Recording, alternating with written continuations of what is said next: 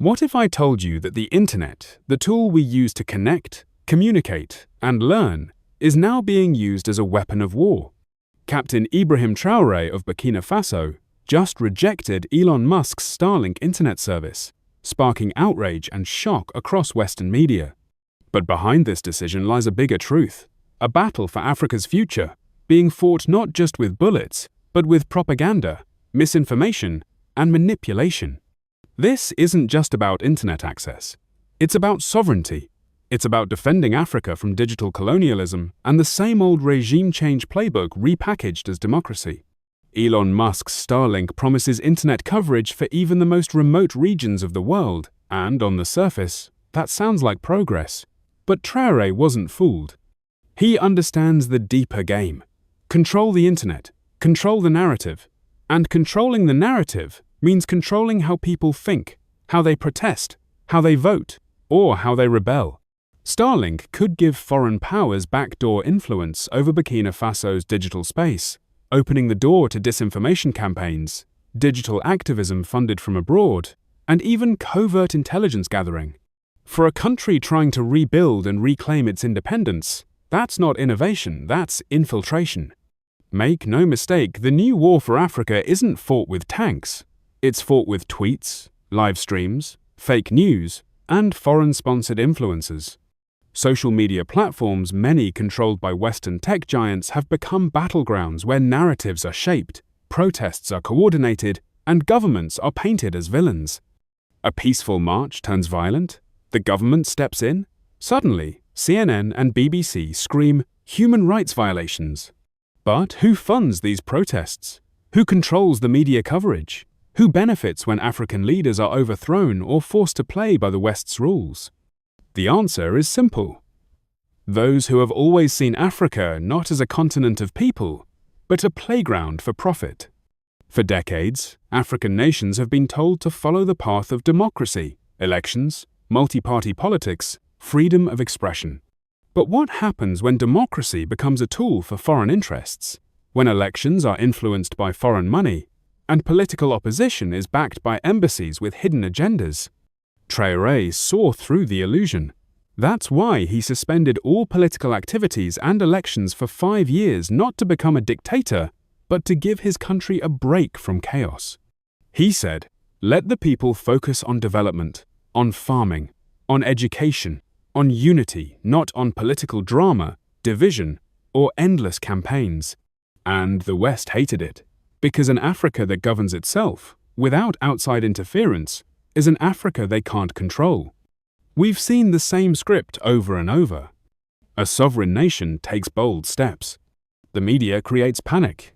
Protests erupt, mysteriously well-funded.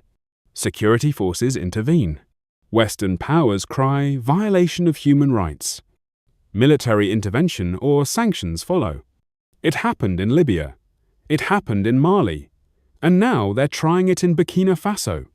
But this time, there's a problem. The people are awake. Young Africans are no longer falling for the same tricks. They know the difference between real freedom and foreign manipulation. They understand that peace without sovereignty is just slavery with a smile. Traoré is not alone. Across the continent, leaders and youth alike are rejecting neo-colonialism, whether it comes with guns or with Wi-Fi. The African Renaissance is digital, political, and spiritual. And it starts with telling our own stories, protecting our own nations, and building systems that serve US, not France, not the U.S., not the U.N. This movement isn't just about Burkina Faso, it's about Africa standing up and saying, no more puppets, no more fake democracy, no more foreign control. The battle for Africa's future is here. And it's not just about politics, it's about power, truth, and who gets to control the narrative. Captain Traoré made his choice. Now, it's time for us, the people, to make ours. Subscribe to Make Africa Great for more fearless, pan-African truth and resistance to the system. The time for silence is over. Africa must speak. Yes, here we are. Greeting to you all, family, brothers and sisters of Africa. Hopefully you're okay and doing well. After rejected Bill Gates' projects of artificial mosquitoes and GMO food, right now Captain Traoré has also rejected the Starlink internet connectivity. You may ask, why Starlink? While all of us, we know internet is something that is very important. Even ourselves here, we're using internet for communication. Why Traoré rejected this thing? Behind good things, there's better thing. Behind this connectivity, there is something that right now is going on, and this Western power are introducing. Western power introduced democracy in Africa. Democracy was a project of dividing people within their countries. After Berlin Conference, where the continent of Africa divided into countries or smaller parts of land into called countries, then they came with another project to divide people within that country. They introduced something called democracy. Democracy came with something called multipartyism, where people are being divided into different ideologies. After that project, now they have came with a project of misinformation. That is another project. And this misinformation is learned through internet, through connectivity, through AI, where information can be distorted, things can be changed, and people can be fed fake news, fake information. At the end of the day, people become angry and protesting. So Traoré, to see that, because as I said in the many times, saying Traoré is not just a leader; he's a prophet.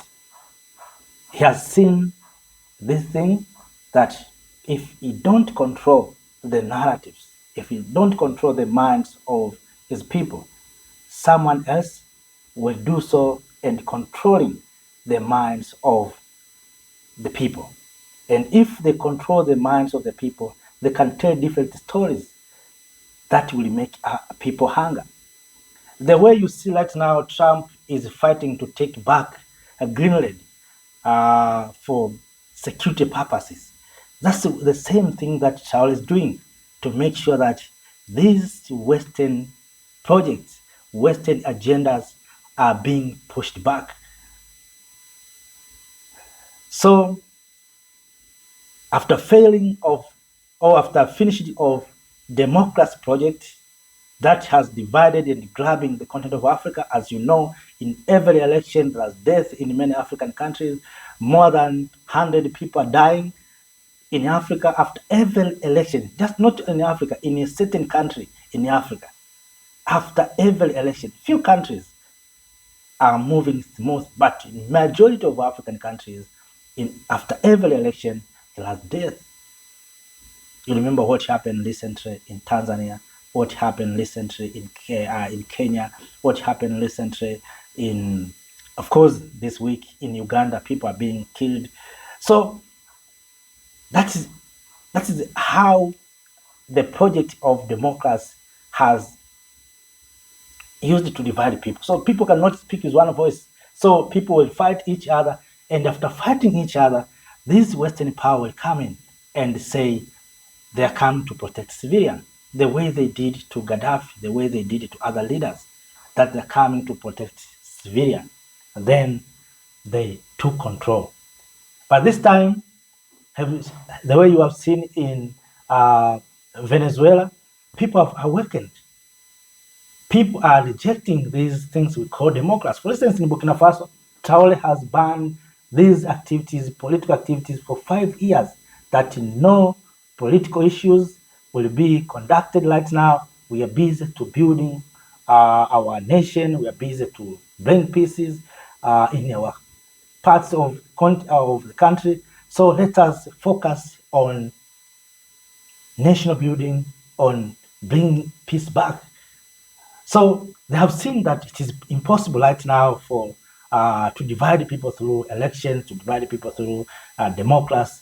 What they're doing right now, or what they're going forward to do, is to introduce these things we call free access of internet. Of course, sometimes they give offer that we will give you free access. Then through that, they penetrate some informations, they control narratives, they understand what we are talking about, so they know how to attack us, how to communicate with us.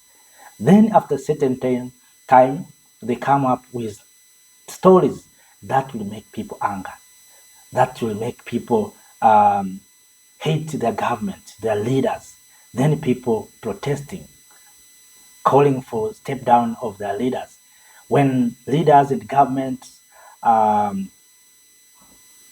to bring calm, trying to bring peace, are these Western power jumping and say there's violation of human rights, there's killing of civilians. So we are coming to protect civilians. That's how they are operating.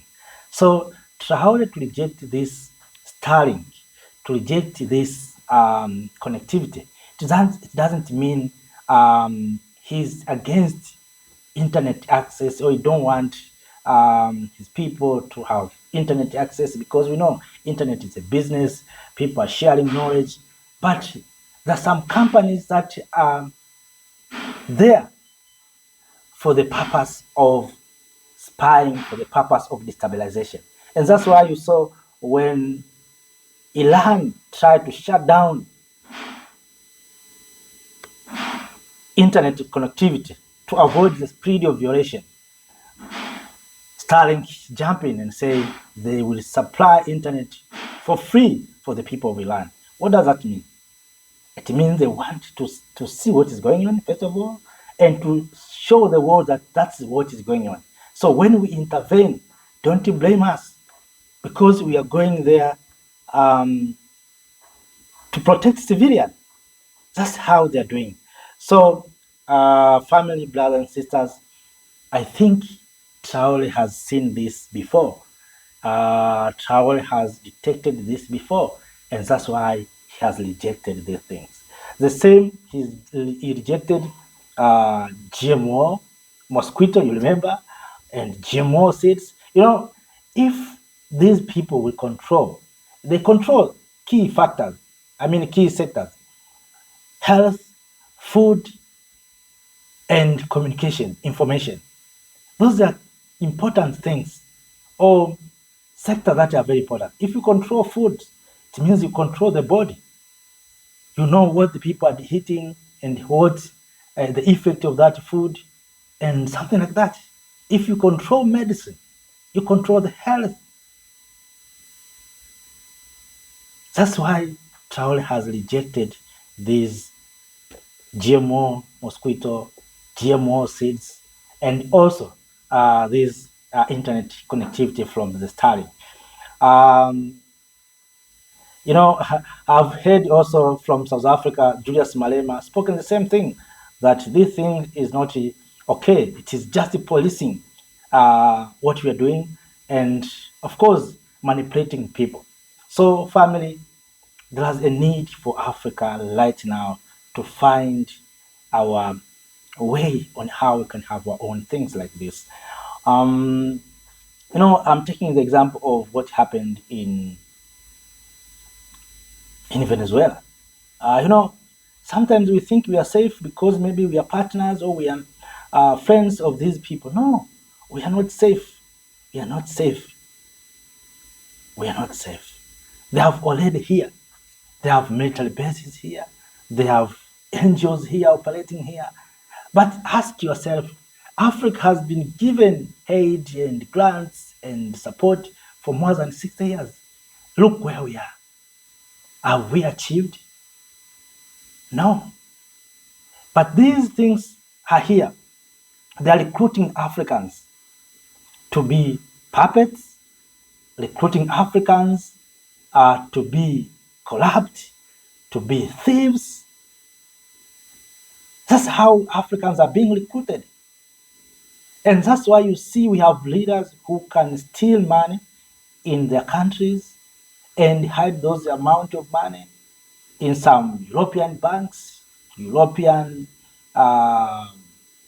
chambers, and nothing happened. We have leaders who are responsible to improve healthcare, health services, but when their relatives and themselves sick or become sick, they run away. So we have no shame even to our health sectors, to our education systems. These political classes, there's no shame. They took the children, they took their relatives to study in Europe. They are being prepared to be puppets. Then when they come back, they want to lead us. They want to be presidents. They want to be ministers. And of course the system, because this system, as I said, the system of democracy, the system introduced, is a project after Berlin Conference to divide people and to conquer people. So the system allowed these people who started outside and being fed to be puppet, to be thief, to become leaders. And because we Africans, of course, our education systems manipulating our minds and thought that those who are studying outside there, they're more clever, even stupid, are studying outside there. But we think that they're more clever, they know everything. Then they become leaders. We have a president who he was a taxi driver in Europe, and now he's a president. Just imagine. Doesn't mean that maybe a taxi driver is not intelligent. No, you can understand the real situation. And that's why sometimes when you see things is not okay, things is not good on the ground, it's because of those kind of leaders. We have people who lived in Europe, then come back and become president or become leaders. Why? Because they lived in Europe. They stayed in Europe. That's the Africa, how it operates. So we need, as young people, as Africans, to wake up. You know, when we speak these things like this on this kind of platform, people may think maybe we are jealous or we are just talking. We are speaking this from our hearts because it is paining. It doesn't make sense, brothers and sisters. The continent of Africa, with huge resources that we have, with everything that we have, is a poorest continent. Refers as a begging continent. It doesn't make sense. Look, small countries such as Singapore. But we have big countries such as Nigeria, high population, a lot of resources. But look, Nigeria, where it is compared to Singapore, compared to Malaysia, where Nigeria it is, compared to small, little Qatar. Qatar has oil like Nigeria, but Nigeria are not refining oil. Nigeria importing oil. So you can see, you can understand. But also apart from that, these people are doing businesses. You know, conflict is a business. When people riot and fight each other,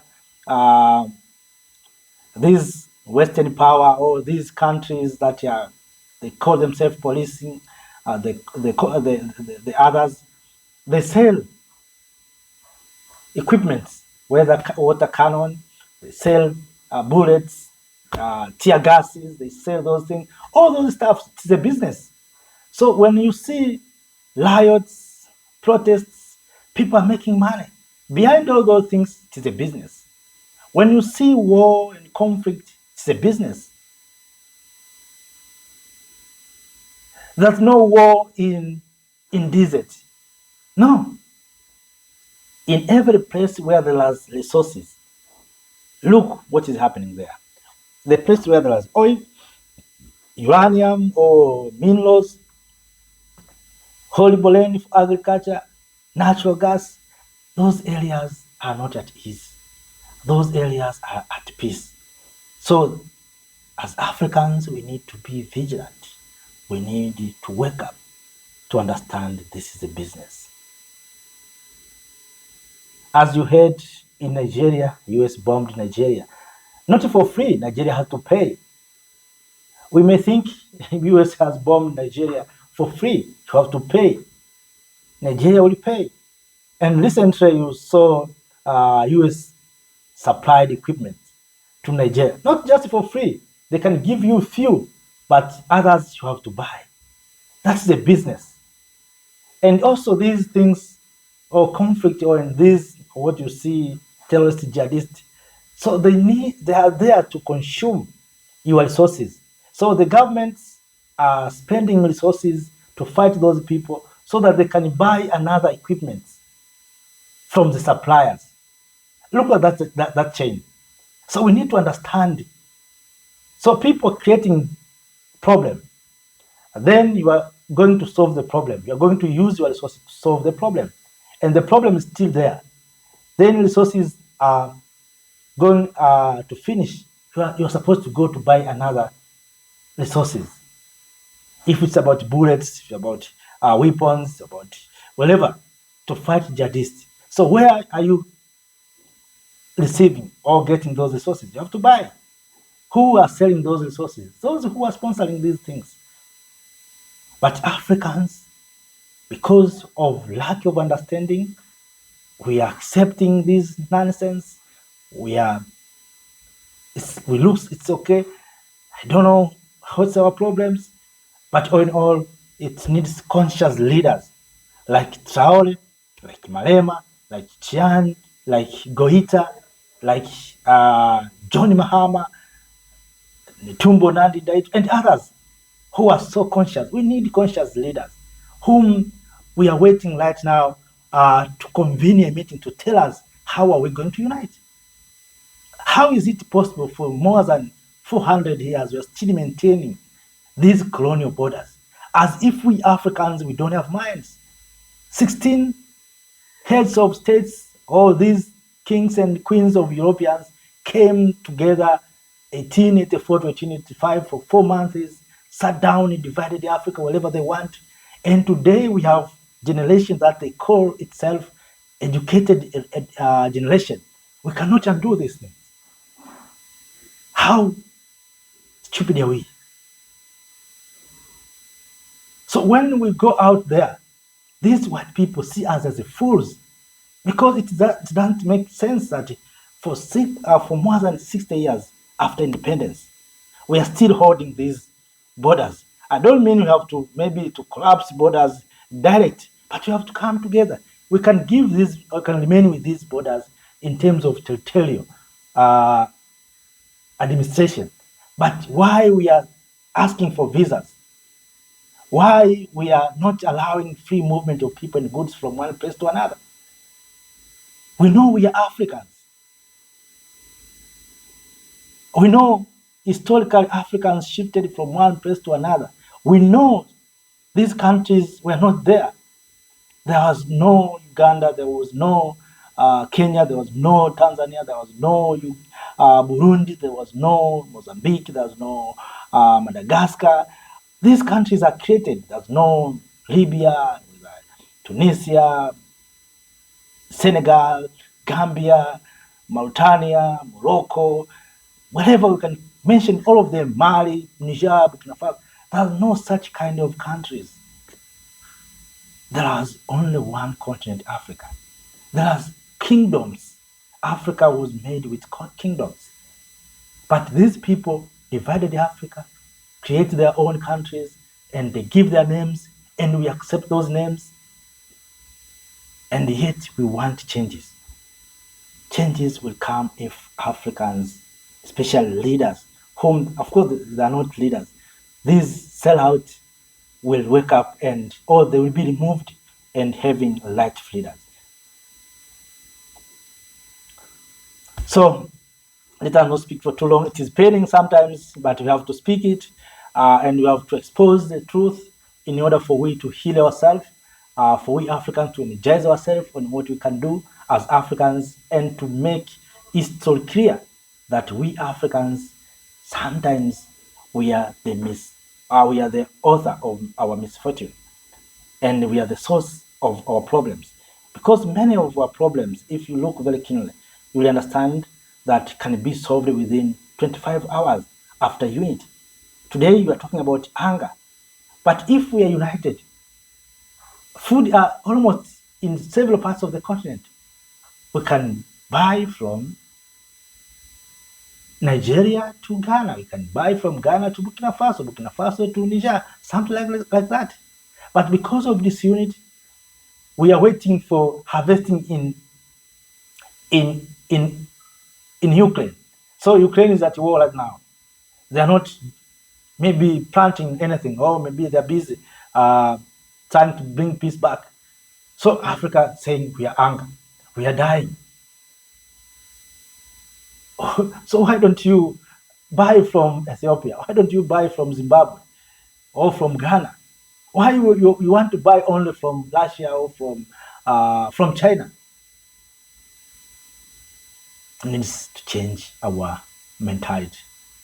So have a nice time. See you next time. If you have something to share with us, please do so through the comment section.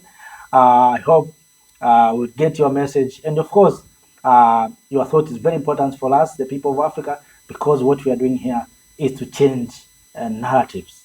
We are changing narratives and we are speaking our own stories, African stories, and that will become the source of information and also bringing some solutions from our own challenges. But all in all, see you next time in other video. Thank you, Africa, Mama Africa.